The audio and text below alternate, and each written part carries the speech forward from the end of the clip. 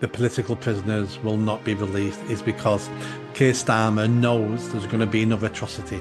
White working class people will be too afraid to go on the street and demonstrate. That's why he won't U-turn. Those people are effectively innocent now. And it's been proven innocent by the government statement, it's been proven innocent by Merseyside Police, by the CPS, by the courts, by the trial. So all these people should now be freed because they are innocent. Unless they were rioting and setting fire to hotels and that, then fine, lock them away for a while. But that guy, well, I forget his name now, the guy who died in prison. He Peter Lynch. Peter Lynch. From what I heard, and I didn't meet it, I didn't meet the guy, I didn't see him. But from what I heard, he wasn't actually taking part in these riots. He was carrying a placard around and he was marching down the street. But from what I heard, he didn't attack any police, he didn't attack any hotels. He was just in the wrong place at the wrong time. They locked him up, and from what we heard, he killed himself. This is the government's policy, and I've very convenient for them, weren't it, to just come out and go far right, blame the white working classes, and that's it. Yeah, I don't think Labour will U-turn on this for two reasons. The first reason is those individuals all pleaded guilty in court. So Through bad legal advice, yeah. bad legal advice. They pleaded guilty in court, so it doesn't matter what new evidence is introduced now. They pleaded guilty, so you can't appeal once you've pleaded guilty.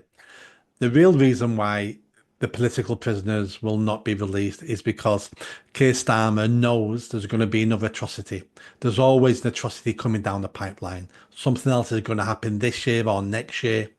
And he wants to make sure the white working class remember Southport, not for the children, but for the heavy hand of the state. And he wants to make sure at the next atrocity, white working class people will be too afraid to go on the street and demonstrate. That's why he won't U-turn.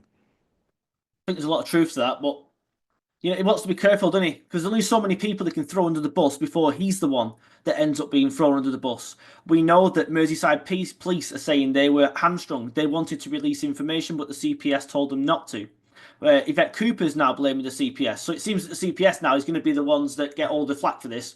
And the head of the CPS, whoever it is at the moment, will end up getting the boot. So that'll be a scalp, and they'll go, right, okay, job done, see you later, inquiry over. Um, but there's only so many of these people that are going to stick up for Starmer or cover up for Starmer before they say, actually, no, these orders came from the top, and we were just obeying what the government told us to do. I mean, I think they're all at fault, don't get me wrong. CPS, Prevent, Merseyside Police, government, they're all at fault. But they've got to find that human sacrifice, haven't they, to get to toss a bit of red meat to the voters or to the media and say, oh, we've done our job. This inquiry, I saw a poll that said only 20% of people actually think it's going to achieve anything or lead to any sort of meaningful change.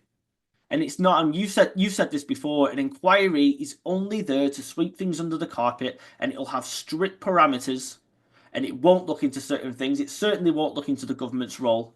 Yeah. Yeah, I mean, it'll achieve nothing. It'll achieve what every other report achieves, which is lessons have been learned. There may have been failings at a administration level, but we've corrected that now. And it's the same rhetoric, the same platitudes every single time we have a report. They're meaningless. And it takes so many years to produce. And by that point, no one cares anyway. We've all moved on. Now, this week is important for two things. Obviously, we've had that court case, which was, I mean, some of the testimony, some of the things they talked about. One of the girls was stabbed 122 times. I don't know how anyone can do that. It just blows my mind.